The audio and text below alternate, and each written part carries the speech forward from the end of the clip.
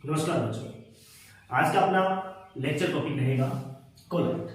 अपन पढ़ रहे हैं पृष्ठीय रसायन के अंदर एक टॉपिक है कोलाइट। इससे पहले अपन पृष्ठ रसायन के 4 लेक्चर कर चुके हैं, जिनका वीडियो लिंक डिस्क्रिप्शन बॉक्स के अंदर दे रखा है। आप वहां से जाकर बाकी 4 वीडियो को देख सकते हो। तो अब अपना टॉपिक है कोलाइट। इसमें अपन देखेंगे कि कोलाइट क्या होते हैं, ये कितने प्रकार के होते हैं, कोलाइट बनाए कैसे जाते हैं और बनाने के बाद में इनका शुद्धिकरण कैसे किया जाता है। तो देखते हैं कोलाइट कैसे बनते हैं। तो अपन इसकी भूमिका स्टार्ट करते हैं। मतलब ये कोलाइट जो है, इसकी खोज कहां से प्रारंभ हुई। एक वैज्ञानिक थे थॉमस ग्राहम। वो क्या कर रहे थे, कुछ पदार्थों को छान रहे थे। किसके द्वारा छान रहे थे? अर्धपारगम्य झिल्ली, जिसको सेमी परमिएबल मेम्ब्रेन कहते हैं इंग्लिश में, एस के शॉर्ट में। अर्धपारगम्य झिल्ली से छान रहे थे। अर्धपारगम्य झिल्ली ये क्या होती है, पहले इसको देखिए।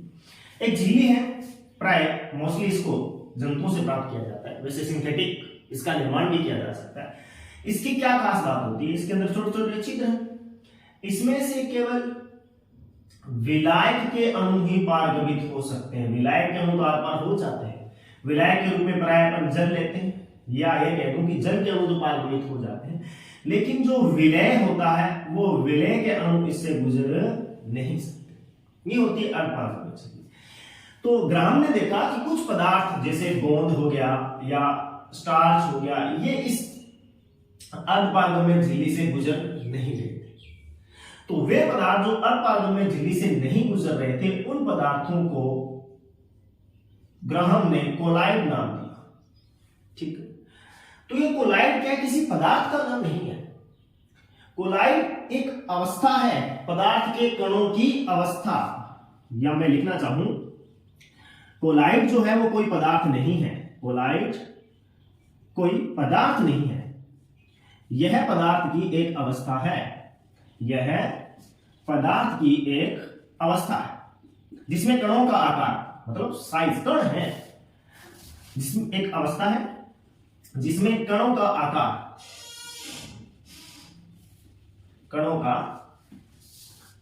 1 नैनोमीटर से लेकर 1000 नैनोमीटर के बीच में होता है। कोई भी पदार्थ जिसके कणों का आकार 1 से लेकर 1000 नैनोमीटर के बीच में होगा, वो कण कोलाइडी कण कहलाएंगे, और वह पदार्थ कोलाइडी पदार्थ कहलाएगा। मतलब कोलाइड किसी वस्तु का नाम नहीं था, एक कण जिसका साइज इसके बीच में, वो कोलाइडी कण कहलाएगा, और वो पदार्थ जिसमें वो कण पड़े हैं वो कोलाइडी पदार्थ कहलाएगा। ठीक है, तो ये हुआ हमारा कोलाइड शब्द। तो मेरे ख्याल से आप समझ गए होंगे कि कोलाइड क्या है। अगली बात है तो एक विलयन है। उससे पहले मैं आपको विलयन के बारे में थोड़ी सी चर्चा कर लेते हैं, ताकि कुछ एक बिंदु अपने क्लियर हो जाए। विलयन, आपको पता है विलयन का निर्माण 2 घटकों से होता है। एक कहलाता है विलय और एक कहलाता है विलायक। ठीक, नेक्स्ट जो विलयन है, विलयन का जब वर्गीकरण करें तो विलयन 3 प्रकार के होते हैं। किसके आधार पर? कणों के आकार के आधार पर। यदि अपन विलयन की बात करें तो विलयन 3 प्रकार के होते हैं। किसके आधार पर? कणों के आकार के आधार पर। हाँ जी, कौन कौन से? पहला है वास्तविक विलयन, कोलाइडी विलयन और निलंबन विलयन। यदि किसी पदार्थ के कणों का आकार 1 नैनोमीटर से कम है तो वो विलयन कहलाता है वास्तविक विलयन। जो नॉर्मली अपन विलयन शब्द काम में लेते हैं वो इसी के लिए काम में लेते हैं। यदि किसी पदार्थ के कणों का आकार 1 नैनोमीटर से लेकर 1000 नैनोमीटर के बीच में होता है तो वो जो विलयन होता है वो कहलाता है कोलाइडी विलयन, जिसकी चर्चा अपन करने वाले हैं। और तीसरा, यदि किसी पदार्थ के विलयन के कणों का आकार 1000 नैनोमीटर से बड़ा है तो वो जो विलयन है वो कहलाएगा निलंबन विलयन। तो ये है अपने कणों के आकार के आधार पर यदि अपन विलयन को देखें तो वो 3 प्रकार के हैं। अब अपन देखने वाले हैं तीनों प्रकार के विलयनों में अंतर। देखते हैं, आगे हमें करने वाले हैं। कणों के आकार के आधार पर हमने विलयन को 3 भागों में बांटा था। कौन सा था? पहला था अपना, इनके गुण देखते हैं। पहला था वास्तविक विलयन, जिसमें कणों का आकार 1 नैनोमीटर से लेकर 1 नैनोमीटर से कम था। दूसरा था कोलाइडी विलयन, जिसके कणों का आकार 1 नैनोमीटर से लेकर 1000 नैनोमीटर के बीच होता है। और तीसरे प्रकार का विलयन हमने देखा था निलंबन विलयन। एक एक करके इनके गुणों में अंतर देखते हैं। सबसे पहले ले लेते हैं कणों का आकार, जो कि 2 बार मैंने बता दिया है, एक बार फिर और देख लेते हैं कि इन कणों के आकार के आधार पर हमने इनको 3 भागों में बांटा है। वास्तविक विलयन में जो कणों का आकार होता है वो 1 नैनोमीटर से कम होता है, और इसमें कोलाइडी में 1 नैनोमीटर से लेकर 1000 नैनोमीटर के बीच में कोई सा भी आकार हो सकता है। और जिन विलयन के कणों का आकार 1000 नैनोमीटर से बड़ा होता है वो निलंबन विलयन का निर्माण करते हैं। हो गया। उसके बाद इनका देखते हैं दृश्यता, मतलब ये कण दिखाई कौन से तरीके से देंगे। तो 1 नंबर देखते हैं नग्न आंख से, कि यदि हम इन विलयनों के कणों को देखें तो वास्तविक विलयन के कण तो बहुत छोटे हैं, नग्न आंख से दिखाई नहीं देते। कोलाइडी विलयन के कण भी नग्न आंख से दिखाई नहीं देते, जबकि निलंबन के जो कण होते हैं वो बड़े होते हैं, इसलिए वो नग्न आंख से, नग्न आंख का मतलब है यहां बिना किसी उपकरण की सहायता से अपन देख सकते हैं। दूसरा देखते हैं सूक्ष्मदर्शी से। तो जो वास्तविक विलयन है उनके कण न तो नग्न आंख से दिखाई देते हैं न ही सूक्ष्मदर्शी से, मतलब बहुत ही छोटे हैं, जबकि कोलाइडी विलयन के जो कण है वो सूक्ष्मदर्शी से दिखाई दे जाते हैं। निलंबन के जब साधारण आंख से दिखाई दे रहे हैं तो सूक्ष्मदर्शी से तो दिख नहीं। उसके बाद अगला गुण अपन देखते हैं पृथक्करण। पृथक्करण, पृथक्करण मतलब इनको अलग करना। किसको? विलयन में उपस्थित विलय और विलायक को अलग करना, मतलब विलयन में उपस्थित कणों को अलग करना। तो इसके लिए अपने पास 2 है। एक है साधारण फिल्टर पेपर से, साधारण फिल्टर पेपर से।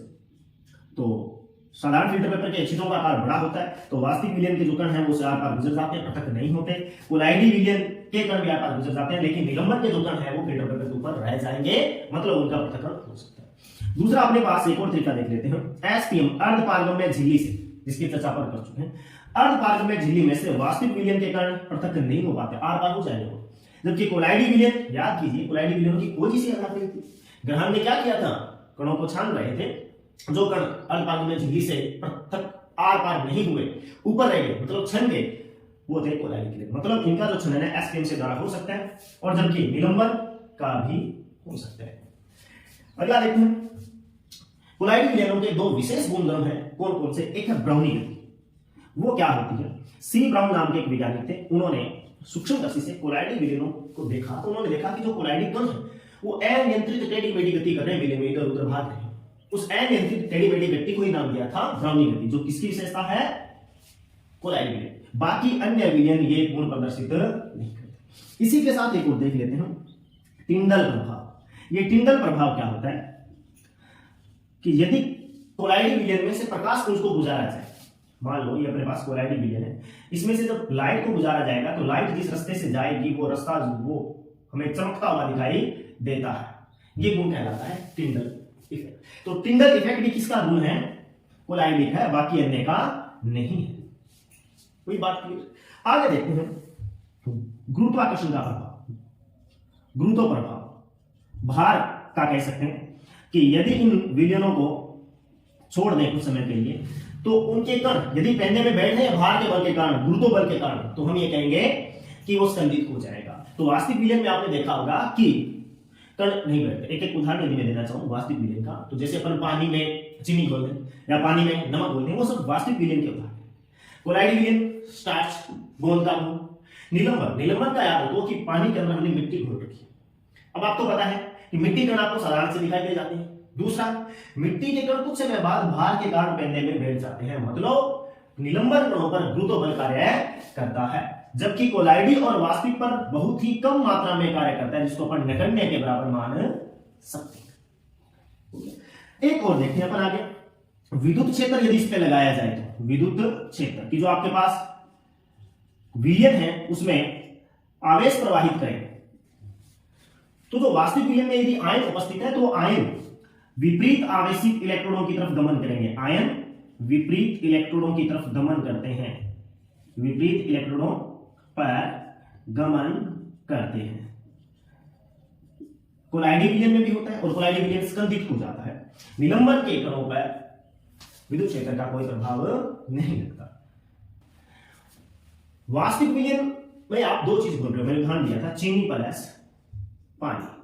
आपने दो अवस्थाएं ली, एक सॉलिड चीनी सॉलिड अवस्था में था और पानी लिक्विड। जो नींबू पानी या जो चीनी का घोल बना उसमें आपको केवल और केवल लिक्विड अवस्थाएं दिखाई देती है, हालांकि आपने उसमें ठोस अवस्था वाली चीनी भी डाली, वो नहीं दिखाई देती। इसका मतलब जो वास्तविक विलयन होता है उसमें केवल एक प्रावस्था ही पाई जाती है, एक प्रावस्था ही पाई जाती है। तो यहां मैं एक अलग बिंदु डाल देता हूं, प्रावस्थाएं। एक प्रावस्था कोलाइडी विलयन में दो प्रावस्थाएं दिखाई देती है और निलंबन में दो। जैसे निलंबन में मैंने आपको उदाहरण बताया कि आपने मिट्टी ली है और मिट्टी को किसमें डाला है, पानी में घोल दिया। अब जो मिट्टी का घोल बना है उस घोल को आप ध्यान से देखिए, आपको उस घोल में ठोस कण भी दिखाई देंगे और जो द्रव है वो भी दिखाई देगा, सॉलिड और लिक्विड दोनों अवस्थाएं दिखाई देगी। इसका मतलब निलंबन में दो प्रावस्थाएं दिखाई देती है। नेक्स्ट अपन देखते हैं प्रकृति, कि जो हमारा कोलाइडी विलयन उसकी प्रकृति कैसी है, वास्तविक विलयन की प्रकृति कैसी है। ये विलयन होता है समांगी प्रकृति का। समांगी का मतलब हर जगह समान अंग है, समान अनुपात है, किसका, विलयन। कैसे, इसी उदाहरण को देखो। इसका उदाहरण है वास्तविक विलयन का। आपने पानी में चीनी घोली, अब चीनी की मात्रा उस घोल में हर जगह एक जैसी है। ऐसा तो नहीं होता कि अपन जब चीनी का घोल या जो नींबू पानी पी रहे हैं ऊपर से ज्यादा मिठास होता है या कम होता है, नीचे अधिक मिठास होता है या कम होता है, नहीं, वो पूरा का पूरा विलयन एक समान मिठास का होता है। मतलब उसके अंदर चीनी की जो मात्रा है और पानी की जो मात्रा है उन दोनों का अनुपात एक जगह हर समान ही मिलेगा आपको, ठीक। इसका मतलब समांगी उसका। जबकि कोलाइडी विलयन विषमांगी प्रकृति का होता है, याद रखें। कारण, क्योंकि थोड़ी देर पहले हमने पढ़ा था ब्राउनी गति, कण लगातार गतिशील रहते हैं, इनकी कणों की जो सांद्रता हर जगह एक समान नहीं रहती। तो कोलाइडी और निलंबन दोनों विलयन विषमांगी प्रकृति के होते हैं। तो कुल मिला के अपने पास टोटल 9 अंतर है कोलाइडी विलयन के, वास्तविक विलयन के और निलंबन विलयन के, ठीक है। तो ये है अपने साधारण विलयनों के। अब आगे एक बात अपन चर्चा कर लेते हैं कि जो साधारण विलयन होता है या निलंबन जो विलयन होता है, इनमें विलय विलायक का काम में लिया जाता है। जबकि कोलाइडी विलयन में विलयन है तो आप लिखोगे विलय प्लस विलायक, लेकिन कोलाइडी विलयन में ऐसा नहीं होता।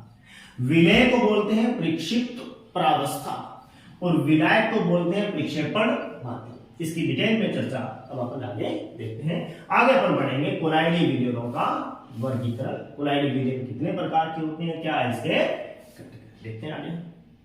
अब अपने देखने वाले हैं कि कोलाइडी विलयन किसे कहते हैं। हो चुके हैं वैसे इसकी चर्चा, लेकिन कोलाइडी विलयन के आगे अंदर अपन चलेंगे तो कोलाइडी विलयनों का वर्गीकरण। तो नेक्स्ट टॉपिक अपना कोलाइडी विलयनों का वर्गीकरण। हाँ जी, एक बात आपको बता देते हैं कि जो नॉर्मल विलयन होता है उसके अंदर अपन जिस पदार्थ को घोलते हैं उसको विलय कहते हैं।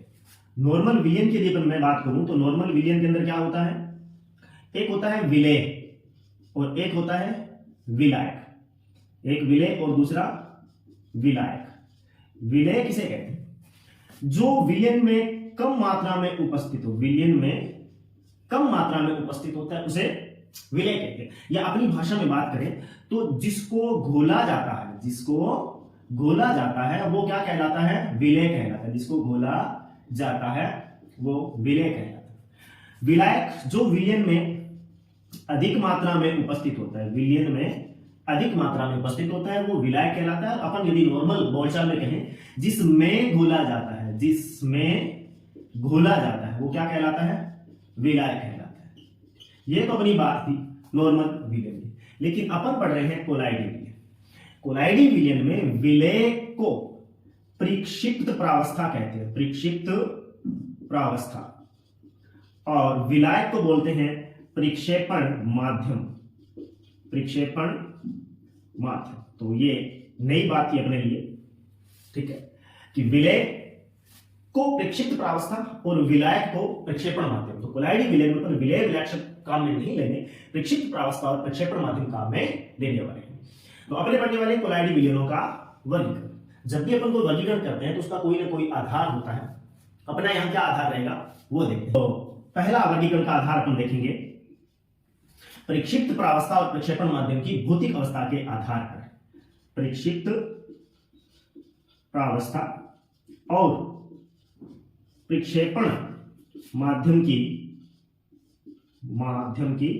भौतिक अवस्था के आधार पर कि जो हमने प्रक्षिप्त प्रावस्था और प्रक्षेपण माध्यम दिया है उसकी भौतिक अवस्था कैसी है, इस आधार पर विलयनों को टोटल 9 भागों में अपन बांटेंगे। वर्गीकरण का दूसरा आधार लेके चलेंगे अपन प्रक्षिप्त प्रावस्था, शॉर्ट में लिख रहा हूं प्रक्षिप्त प्रावस्था व प्रक्षेपण माध्यम, प्रक्षिप्त प्रावस्था व प्रक्षेपण माध्यम के मध्य अन्योन्य क्रिया के आधार पर, अन्योन्य क्रिया के आधार पर, इस आधार पर विलयनों को 2 भागों में बांटेंगे, द्रव स्नेही कुलाइडी विलयन और द्रव विरोधी कुलाइडी विलयन। देखेंगे सबको डिटेल में। और तीसरा अपन देखते हैं प्रक्षिप्त प्रावस्था के कणों के आकार के आधार पर, कणों के आकार के आधार पर। तो ये टोटल अपने पास वर्गीकरण के 3 आधार लेके चलेंगे। प्रक्षिप्त प्रावस्था और प्रक्षेपण माध्यम की भौतिक अवस्था के आधार पर, प्रक्षिप्त प्रावस्था और प्रक्षेपण माध्यम के मध्य अन्योन्य क्रिया के आधार पर, और प्रक्षिप्त प्रावस्था के कणों के आकार के आधार पर। ठीक है, तो 1 नंबर पर चर्चा करते हैं प्रक्षिप्त प्रावस्था व प्रक्षेपण माध्यम की भौतिक अवस्था के आधार पर। हाँ, तो वर्गीकरण का अपन पहला आधार लेके चलते हैं प्रक्षिप्त प्रावस्था व प्रक्षेपण माध्यम की भौतिक अवस्था के आधार पर। भौतिक अवस्था मतलब ठोस है, द्रव है या गैस है। तो अपन देखते हैं सबसे पहले क्रम संख्या, एक टेबल तैयार कर लेते हैं। क्रम संख्या प्रक्षिप्त प्रावस्था, प्रक्षिप्त प्रावस्था। सेकंड देखते हैं प्रक्षेपण माध्यम कौन सी अवस्था में, प्रक्षेपण माध्यम। और नेक्स्ट है जो कोलाइडी विलयन बनेगा उस विलयन का प्रकार, कोलाइडी विलयन का प्रकार। और नेक्स्ट लास्ट है अपन देखें उदाहरण। सबसे पहले देखते हैं कि प्रक्षिप्त प्रावस्था अपन ले लेते हैं ठोस और प्रक्षेपण माध्यम भी ठोस।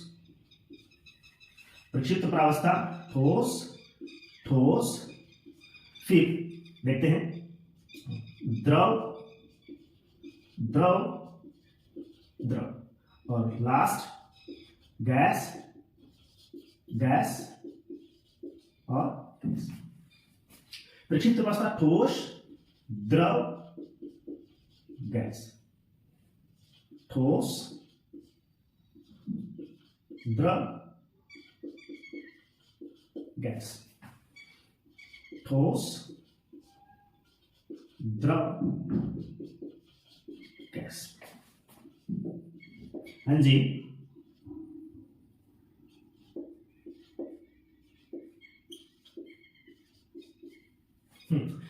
प्रक्षिप्त प्रावस्था ठोस, प्रक्षेपण माध्यम भी ठोस। कि ठोस में प्रक्षेपण माध्यम कैसा है, ठोस, उसमें कौन घुला हुआ है, ठोस, ठोस में घुला हुआ है ठोस।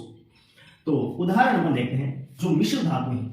मिश्र धातु में आपने देखा होगा कि एक धातु के अंदर दूसरी धातु घुली हुई होती है, दोनों ही कौन सी अवस्था में, ठोस। या अपन बात करें ज्वेलरी की, तो ज्वेलरी भी किस प्रकार का उदाहरण है, ठोस का ठोस में। क्या होता है ज्वेलरी में, ज्वेलरी में कॉपर प्लस ओरम होता है, ओरम भी ठोस अवस्था में, कॉपर भी ठोस अवस्था में। जो अधिक मात्रा में है कौन, ओरम सॉलिड स्टेट में, जो कम मात्रा में प्रक्षिप्त प्रावस्था वो भी ठोस में। तो आप इस तरीके से याद रखो कि किस में कौन घुला हुआ है। ठीक है, तो इसी प्रकार मिश्र धातु में भी क्या होता है कि एक धातु अधिक मात्रा में होती है जो किसका कार्य करेगी, प्रक्षेपण माध्यम का, दूसरी धातु कम मात्रा में होती है वो किसका कार्य करेगी, प्रक्षिप्त प्रावस्था का। तो ये है ठोस का ठोस में कोलाइडी विलयन। ठीक है, विलयन का प्रकार कैसा है वो लास्ट में चर्चा करेंगे, एक साथ एक ही बात में समझ में आ जाएगा सब कुछ। नेक्स्ट है द्रव में ठोस घुलाव, द्रव में ठोस घुलाव। ठीक है, तो उदाहरण देखो, द्रव में ठोस घुलाव, पेंट, जो पेंट किया जाता है तो वो कैसा होता है, दीवार में जो पेंट करते हैं, सॉलिड कम मात्रा में, सॉलिड कम मात्रा में, और वो द्रव क्या होता है, अधिक मात्रा में। या जो पीने की दवाएं आती है, सिरप, जिसको अपन सिरप बोलते हैं, डॉक्टर कई बार पीने की जो दवा देता है उसके अंदर जो ठोस रसायन है, ठोस रसायन प्रावस्था क्या है, ठोस अवस्था में किसमें घोला होता है, किसी ने किसी द्रव में घोला होता है। तो वो पेंट और सिरप किसका उदाहरण रहेगा, द्रव में ठोस। गैस में ठोस, गैस में ठोस घुलाव, उदाहरण याद करके देखो, ये ऐसा उदाहरण जो जिसमें गैस अधिक मात्रा में हो और ठोस कम मात्रा में। धुआं, धुआं देखा आपने, हाँ जी, धुएं के अंदर गैसें CO2 वगैरह ये अधिक मात्रा में होती है, प्लस कार्बन के कण कम मात्रा में होते हैं, अधिक मात्रा में गैस, कम मात्रा में कार्बन के कण जो कि ठोस अवस्था में धुआं निकलता है। या अपन जब चपाती वगैरह बनाते हैं तो तवे के नीचे काला रंग आ जाता है, या कोई पतीले को अपन आग पे रखते हैं तो वो नीचे से काला क्यों हो जाता है? काला है वो कार्बन के कणों के कारण। वो कार्बन के कण ठोस अवस्था में कहां से आए थे? वो धुएं के अंदर ही थे।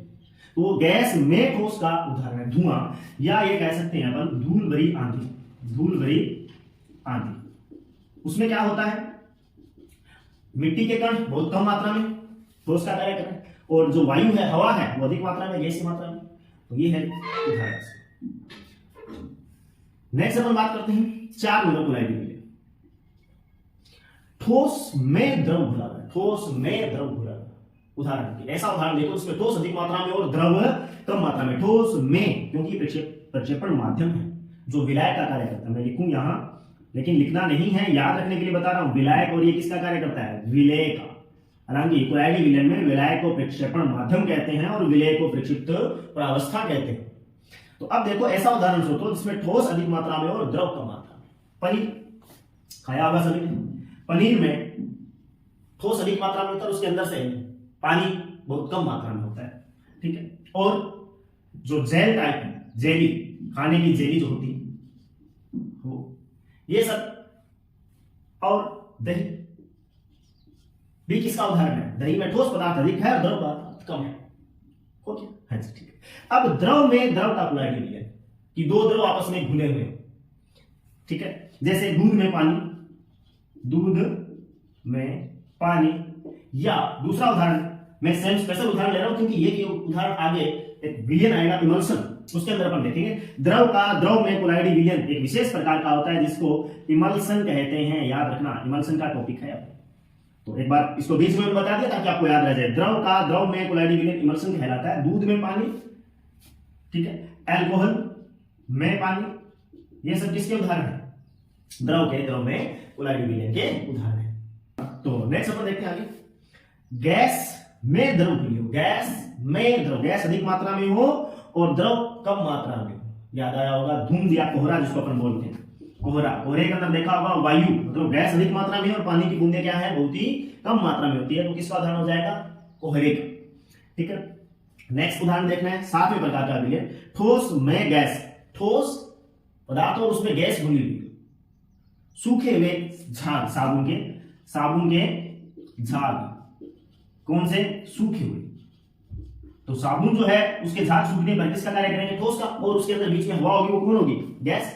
या प्यूमिस नाम का एक पत्थर भी होता है, प्यूमिस पत्थर, उसके अंदर छोटे छोटे छिद्र पाए जाते हैं, उन छिद्रों के अंदर वायु उपस्थित होती है। तो वायु कम मात्रा में है और ठोस अधिक मात्रा में। नेक्स्ट 8 नंबर देखते हैं अपन, द्रव में गैस। द्रव में क्या घुली हुई हो? गैस। कोल्ड ड्रिंक जो अपन पीते हैं जिसको सोडा वाटर बोलते हैं, तो उसमें द्रव अधिक मात्रा में, तो घुली हुई CO2 गैस क्या होती है? बहुत ही कम मात्रा में। तो उदाहरण रहेगा इसका सॉफ्ट ड्रिंक। सॉफ्ट ड्रिंक, या अपन बात करें कि जो समुद्री पानी होता है उसके अंदर भी, या पानी के अंदर भी तो ऑक्सीजन घुली हुई रहती है। तो ये भी किसका उदाहरण रहेगा? द्रव में गैस का कोलाइडी विलयन, पानी में उपस्थित O2। तो हमें उदाहरण से याद रखना है कौन किसका है। कोई भी एक उदाहरण ले लीजिए, उसमें देखो अधिक मात्रा में कौन है, वो माध्यम का कार्य करे, जो कम मात्रा में वो प्रक्षिप्त प्रावस्था का कार्य करे। फॉर एग्जांपल कोई सा एक उदाहरण, धुआं।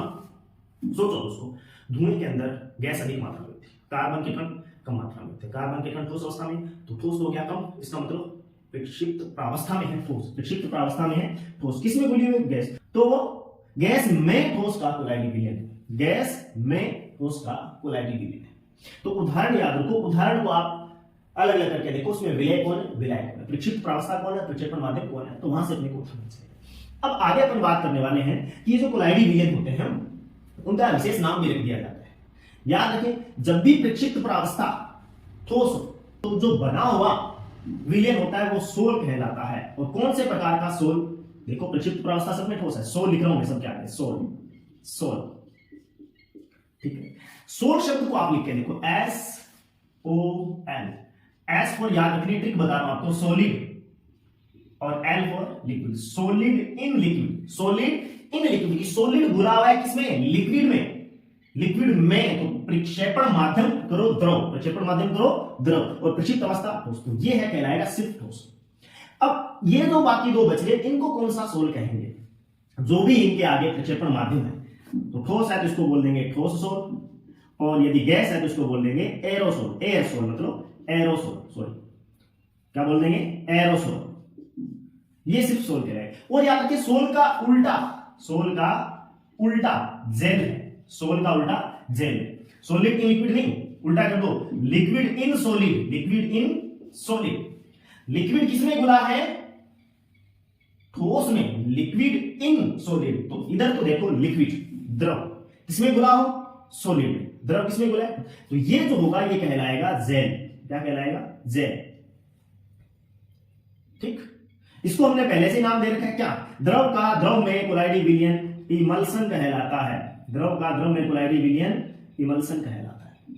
कोई बात क्लियर। और ये जो है द्रव में गैस, इसको झाग कहते हैं, हालांकि विशेष प्रकार का नहीं है, अपने को ये वाले याद रखें, उसमें से भी जेल और सोल विशेषता याद रखें। सोल याद रखो SOL, सॉलिड पहले लिक्विड बाद में, सॉलिड पहले और लिक्विड बाद में, तो सॉलिड सॉलिड सॉलिड लिक्विड, देखो इधर का ये रहा, ये उदाहरण है सोल का। उल्टा कर दिया, द्रव इधर ले आओ ठोस उधर ले आओ, क्या कहलाएगा, जेल। लास्ट देखो मैंने 9 नंबर को लिख के काटा है, और याद कीजिए मैंने वहां भी लिखा था कि प्रक्षिप्त प्रावस्था व प्रक्षेपण माध्यम की भौतिक अवस्था के आधार पर कोलाइडी विलयनों को 8 भागों में बांटा गया है। मैंने यहाँ 9वां लिख के काट दिया, शायद आपके दिमाग में चल रहा हो क्या गैस का गैस में कोलाइडी विलयन नहीं होता, नहीं, गैस का गैस में कोलाइडी विलयन नहीं होता। क्यों, याद कीजिए हमने कोलाइडी विलयन की एक बात कही थी कि कोलाइडी जो विलयन होता है वो विषमांगी प्रकृति का होता है, वो विषमांगी विलयन होता है। जब भी आप दो गैसों को आपस में मिलाते हो तो वो समान अनुपात में आपस में मिल जाती है, हर जगह उनका घटक एक जैसा रहता है। दैट मींस कि गैस जब भी दो आपस में घुलेगी तो वो समांगी मिश्रण बनाएगी, जबकि कोलाइडी तो क्या है, विषमांगी है। तो गैसों का गैस में विलयन जो होता है वो समांगी प्रकृति का होता है, इसलिए ये कोलाइडी विलयन नहीं बनाती, क्योंकि कोलाइडी विलयन विषमांगी प्रकृति का होता है। तो ये हुआ अपना एक वर्गीकरण प्रक्षिप्त प्रावस्था व प्रक्षेपण माध्यम की भौतिक अवस्था के आधार। उदाहरण लीजिए, उदाहरण में आप सोचिए कौन अधिक मात्रा में है, वो कहलाएगा प्रक्षेपण माध्यम, कौन कम मात्रा में, वो कहलाएगा प्रक्षिप्त प्रावस्था। नेक्स्ट बात याद रखनी है सोल जेल। सोल सभी को कह सकते हैं, लेकिन पर्टिकुलर सिर्फ और सिर्फ सोल लिखा हो तो इसकी बात। सोल किसके आगे लगाएंगे, जब प्रक्षिप्त प्रावस्था ठोस हो, प्रक्षिप्त प्रावस्था ठोस हो।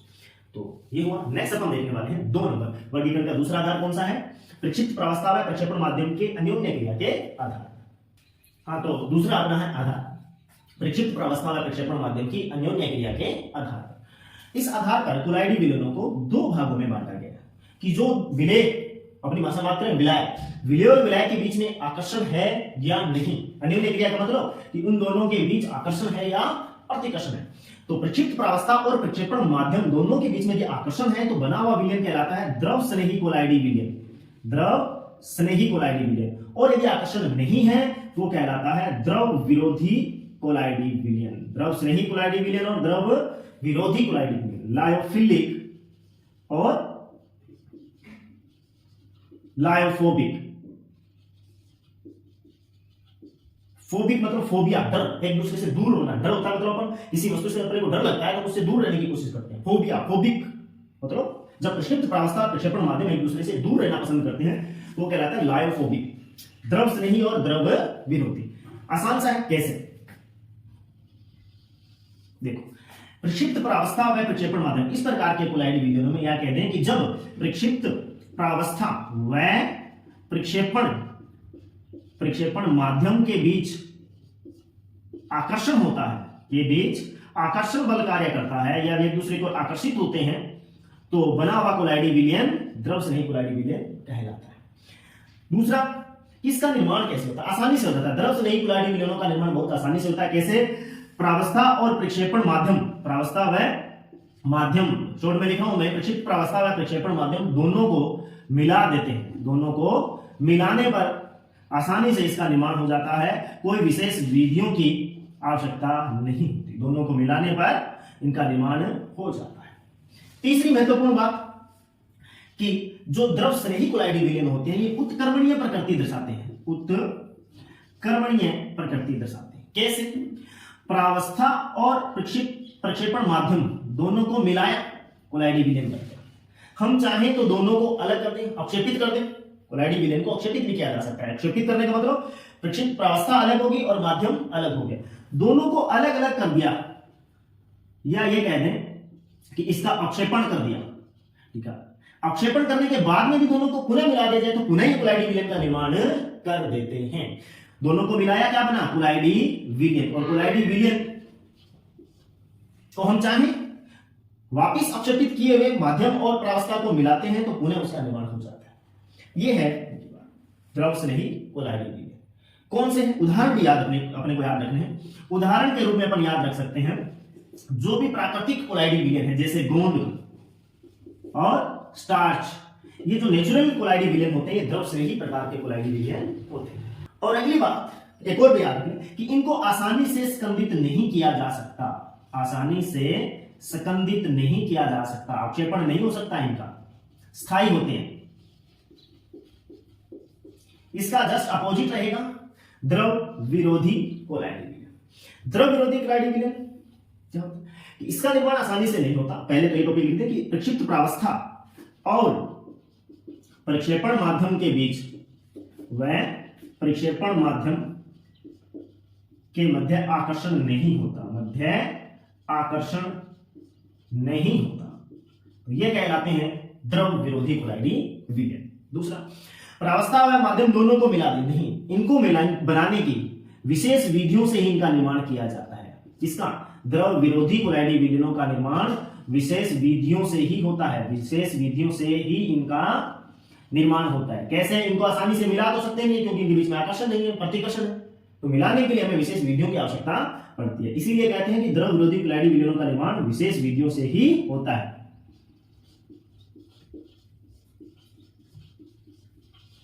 ठीक है जी। अगला 3 नंबर, ये अनुत्क्रमणीय प्रकृति के होते हैं। इसका मतलब क्या हुआ, समझ गए होंगे। उत्क्रमणीय में हमने कहा था कि द्रव स्नेही कोलाइडी विलयनों में प्रावस्था और प्रक्षेपण माध्यम को अपन अलग अलग करके पुनः आपस में मिलाने के लिए पुनः कोलाइडी विलयन का निर्माण कर लेते हैं, जबकि द्रव विरोधी कोलाइडी विलयनों में ऐसा नहीं होता। जब इनको एक बार स्कंदित कर दिया जाए, एक बार अक्षेपित कर देते हैं तो पुनः इससे कोलाइडी विलयन प्राप्त नहीं होगा। तो एक बार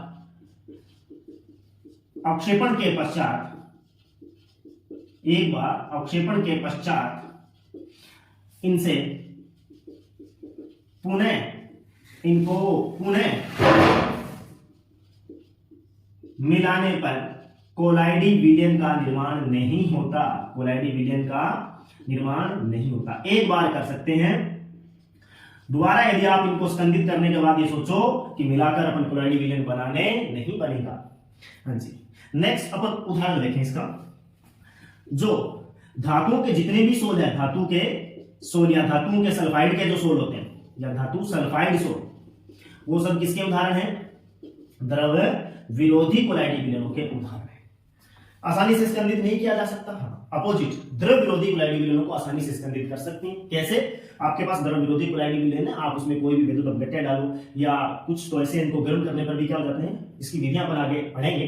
बस इतना एक बार याद रख लेते हैं कि इनका स्कंदन आसानी से हो जाता है, इनका स्कंदन आसानी से हो जाता है। यह है अपना छोटा सा द्रव स्नेही और द्रव विरोधी कोलाइडी विलयन।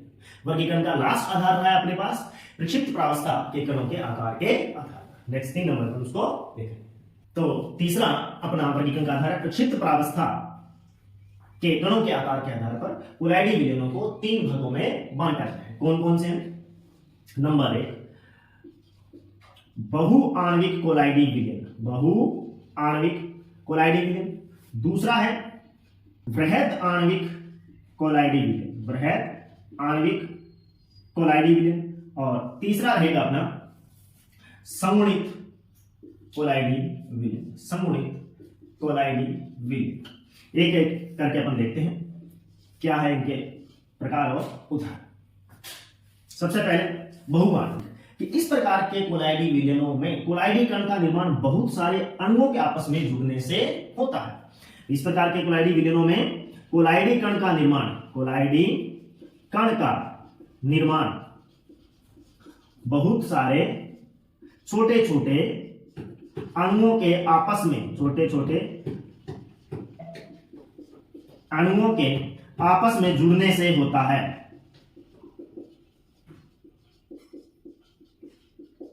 उदाहरण से समझ में आ जाएगा कैसे। सल्फर का जो सोल होता है वो बहुआण्विक कोलाइडी विलयन होता है। कैसे? सल्फर के कण है छोटे, सल्फर के कण है छोटे, जब इसको कोलाइडी विलयन बनाया जाता है तो ये कण आपस में जुड़ते हैं और किसका निर्माण कर लेते हैं? बहुत सारे कण। लगभग सल्फर अणु S8, आपको पता है सल्फर S8 के फॉर्म में रहता है। सल्फर अणु के लगभग 1000 कण, कितने? 1000 कण, 1000 कण आपस में जुड़कर इनका आकार किसके जैसा हो जाएगा? कोलाइडी कण के आकार के बराबर। तब ये कोलाइडी कणों का निर्माण कर लेते हैं। तो अब देखो, इस प्रकार के विलयनों में कोलाइडी कण का जो निर्माण होता है बहुत सारे अणुओं के आपस में जुड़ने से होता है, इसीलिए इनको बोलते हैं बहुआण्विक कोलाइडी विलयन। उदाहरण है सल्फर का सोल। दूसरा है वृहद आणविक कोलाइडी विलयन। वृहद मतलब बड़े। इस प्रकार के कोलाइडी विलयनों के जो कण होते हैं पहले से ही कोलाइडी कण की सीमा में, मतलब कणों का आकार बड़ा होता है, उसमें जुड़ने की आवश्यकता नहीं होती। इसमें लिखेंगे कि इस प्रकार के कोलाइडी विलयनों में, इस प्रकार के कोलाइडी विलयनों में कणों का आकार, कौन से? कोलाइडी कणों, कणों का आकार पहले से ही कोलाइडी सीमा में होता है। कोलाइडी सीमा मतलब 1 से 1000 नैनोमीटर के बीच में होता है। कण पहले से ही बड़े होते हैं, कोलाइडी पहले से ही कोलाइडी सीमा में होता है। उदाहरण जितने भी नेचुरल कोलाइडी सॉल्यूशन है, उदाहरण गोंद और स्टार्च का जो कोलाइडी विलयन होता है, इसमें गोंद और स्टार्च के जो कण होते हैं पहले से 1 से लेकर 1000 नैनोमीटर के बीच में होते हैं, वो आता है अपना बहुआण्विक कोलाइडी विलयन। नेक्स्ट तीसरा और महत्वपूर्ण भी संगुणित कोलाइडी विलयन। संगुणित, संगुणन, सेकंड केमिस्ट्री ऑर्गेनिक केमिस्ट्री में पढ़ते हैं संगुणन का गुण, मतलब संगुणन में क्या होता है? आपस में जुड़, जुड़ यहां भी रहते, जुड़ यहां भी रहते, दोनों में एक अंतर है। संगुणित कोलाइडी विलयन में क्या होता है? जो कण आपस में जुड़ना स्टार्ट कब करते हैं? एक निश्चित सांद्रता के बाद जुड़ते हैं, जबकि बहुआण्विक में कण जुड़ते हैं कोई सांद्रता की आवश्यकता नहीं, आप बोलते जाइए कण धीरे धीरे आपस में जुड़ना स्टार्ट हो जाता है। जबकि संगुणित में भी कण जुड़कर ही कोलाइडी कण बनाते हैं। इसमें भी क्या होगा? कण है बहुत सारे और ये जुड़कर क्या बनाएंगे? कोलाइडी कण का निर्माण करेंगे। बहुत सारे कोलाइडी कण बने आपके पास, सॉरी कोलाइडी कण नहीं, छोटे कण बने, जुड़कर कोलाइडी कण का निर्माण करेंगे। यहां भी जुड़े थे, लेकिन यहां कोई सांद्रता की कंडीशन नहीं थी। यहां एक ये जो जुड़ना है एक निश्चित सांद्रता के बाद जुड़ना प्रारंभ करते हैं, बस इतना सा अंतर है। तो संगुणित कोलाइडी विलयन, इस प्रकार के कोलाइडी विलयन में भी कण आपस में जुड़ते हैं, आपस में जुड़कर कोलाइडी कणों का निर्माण करते हैं, कोलाइडी कणों का निर्माण करते हैं। तब एक निश्चित सांद्रता के पश्चात, एक निश्चित सांद्रता के पश्चात, तो ये जो कोलाइडी विलयन कहलाता है संगुणित या सहचारी, दूसरा नाम भी लिख सकते हैं, संगुणित या सहचारी कोलाइडी विलयन। उदाहरण है साबुन का कोलाइडी विलयन। साबुन का कोलाइडी विलयन, साबुन को हमने घोला है, ठीक है, कण घुल रहे हैं लेकिन ये जुड़ नहीं है। एक निश्चित सांद्रता, एक निश्चित मात्रा के बाद ये कण जुड़ना प्रारंभ करेंगे और किसका निर्माण कर लेंगे? कोलाइडी विलयनों का निर्माण कर लेंगे। मतलब पहले ये कण जुड़ नहीं रहे थे, एक सांद्रता के पश्चात, एक लिमिट के पश्चात वो जुड़ना प्रारंभ करते हैं। जिस सांद्रता के पश्चात ये जुड़ना प्रारंभ करते हैं उस सांद्रता को बोलते हैं क्रांतिक मिशेल सांद्रता। याद रखें, यहां से क्वेश्चन आने की संभावना है। क्रांतिक मिशेल सांद्रता, क्रांतिक मिशेल सांद्रता, सीएमसी क्वेश्चन आ सकता है। सीएमसी क्या है? क्रांतिक मिशेल सांद्रता से आप क्या समझते हैं? आप लिखोगे कि संगुणित कोलाइडी विलयनों में एक निश्चित सीमा के पश्चात कण आपस में जुड़कर कोलाइडी कणों का निर्माण करते हैं, वह निश्चित सांद्रता ही कहलाती है क्रांतिक मिशेल सांद्रता, सीएमसी। उस सांद्रता से नीचे तो क्या रहेगा? विद्युत अपघट्य, साबुन का घोल है, आयन पड़े, विद्युत अपघट्य कार्य करेगा। लेकिन जैसे ही एक निश्चित सांद्रता है उसके पश्चात वो जुड़ना प्रारंभ कर देते हैं, तो उस सीएमसी के बाद वो विलयन विद्युत अपघट्य विलयन नहीं रहा, वो किसमें बदल गया? कोलाइडी विलयन के अंदर बदल गया है। तो ये हमारा महत्वपूर्ण टॉपिक है सीएमसी, क्रांतिक मिशेल सांद्रता, वह निश्चित सांद्रता जिसके पश्चात कण आपस में जुड़कर कोलाइडी कणों का निर्माण कर लेते हैं, वो सांद्रता कहलाती है सीएमसी। लगते हाथ यही है, क्या रख लो कि इन अणुओं को आपस में जुड़ने के लिए एक निश्चित टेम्परेचर की आवश्यकता पड़ती है, जिसको बोलते हैं क्राफ्ट ताप।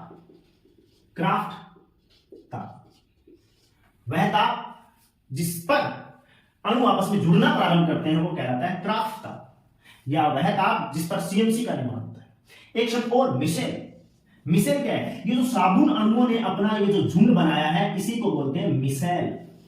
मिसेल से आप क्या समझते हैं?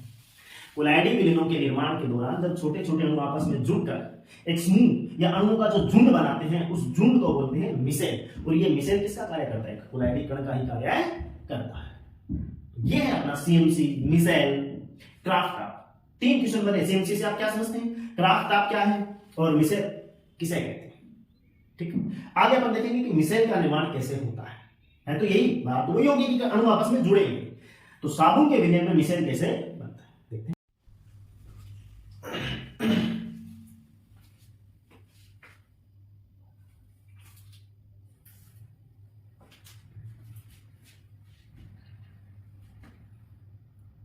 अपना अगला टॉपिक है मिसेल का निर्माण। तो मिसेल के बारे में अपन चर्चा कर चुके हैं। मिसेल क्या है? मिसेल पढ़ा था हमने कोलाइडिंग विलयनों के बारे में, उसके अंदर एक हमने लिखा था संगुणित या सहचारी कोलाइडिंग विलयन, उसी का उदाहरण था मिसेल। मिसेल अणुओं का निर्माण क्या होता है? छोटे छोटे अणुओं के जुड़ने से होता है, अणुओं के संगुणन से होता है, अणुओं के संगुणन से मिसेल का निर्माण होता है। उदाहरण के रूप में यदि अपन बात करें तो साबुन को जब पानी में घोला जाता है तब मिसेल अणुओं का निर्माण होता है। कैसे?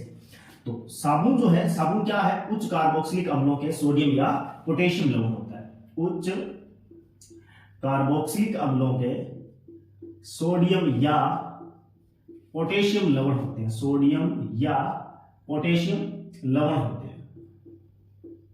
जैसे अपन बात करें सोडियम स्टीएट, सोडियम स्टीएट क्या है? ये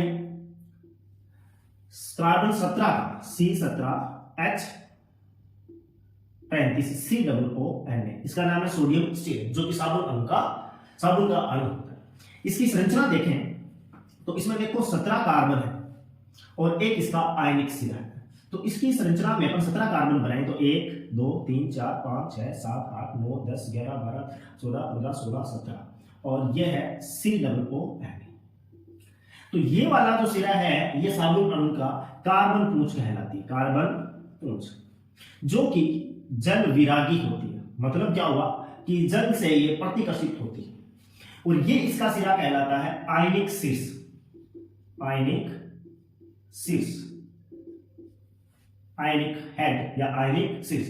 ये होता है, ये जल स्नेही होता है, मतलब आयनिक सिरा जल में घुलनशील होता है, जबकि जो कार्बन की श्रृंखला है जिसको कार्बन पूंछ कहते हैं ये जल में अविलीन होती है। अब हम क्या कर रहे हैं? इस साबुन को पानी में घोल रहे हैं, साबुन डाल रहे हैं पानी के अंदर। तो प्रारंभ में जब साबुन अणुओं की सांद्रता कम है, प्रारंभ में साबुन अणुओं की सांद्रता कम है, तो ये जो साबुन के कण हैं ये अपने आप को, इसको यदि मैं प्रदर्शित करूंगा तो इस तरीके से प्रदर्शित कर सकता हूं। ये इसका आयनिक शीर्ष है और ये कार्बन। तो जब इनकी सांद्रता कम होती है तो ये अपने आप को इस प्रकार व्यवस्थित कर लेते हैं साबुन के विलयन में कि इनका आयनिक शीर्ष जल में अंदर की ओर और जो कार्बन श्रृंखला ये जल प्रतिकर्षी होने के कारण जल में घुलती नहीं है और ये इस प्रकार से अभिविन्यासित होते हैं। लेकिन जैसे जैसे अपन इसकी सांद्रता बढ़ाते जाएंगे अब सतह पर अणु तो और आ नहीं पाएंगे। अब क्या करेंगे? ये जल के अंदर जाकर एक झुंड का निर्माण कर लेंगे।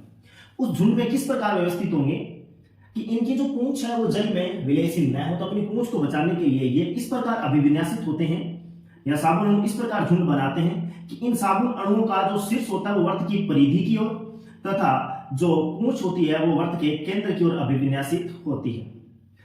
ये जो साबुन अणुओं का झुंड बना है इसी को बोलते हैं मिसेल, इसी को बोलते हैं मिसेल।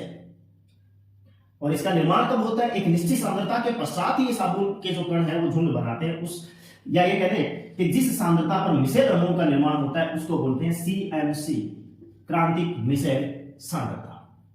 तो यह है मिसेल का निर्माण। आगे अपन बात करते हैं साबुन की शोधन प्रक्रिया कि जो साबुन होता है वो जो कपड़े पे मैल लगा होता है उसको कैसे हटा देता है। साबुन की शोधन प्रक्रिया,